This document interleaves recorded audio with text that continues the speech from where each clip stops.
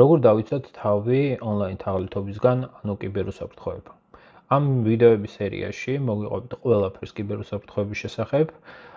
გაიგებთ, როგორ უნდა დაიცვათ თავი და მოახდინოთ თაღლითური სქემების იდენტიფიცირება.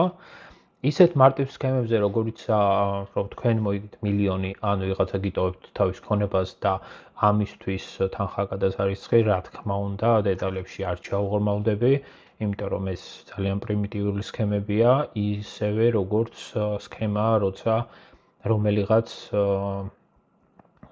საკრედიტო ორგანიზაცია ძალიან დაბალ პროცენტში გთავაზობს ცესხს, მაგრამ ამისთვის რაღაც საკომისიო გადასახდელი.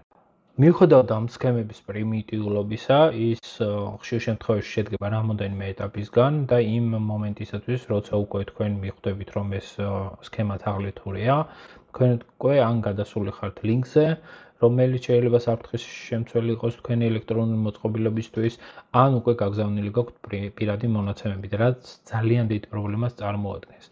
იქიდან გამომდინარე, რომ რაოდენად გასაკვირი არ უნდა იყოს, ადამიანების უმრავლესობა მიუხედავად საფრთხისა, დღესაც კი თავის პაროლებად აყენებს ისეთ მარტივ სიტყვებს და ციფრების კომბინაციას, რაც პირადი მონაცემებიდან გამომდინარეობს. იგივე სახელი, ზედმეტსახელი, დაბადების თარიღი, 1 2 3 4 და ასე შემდეგ.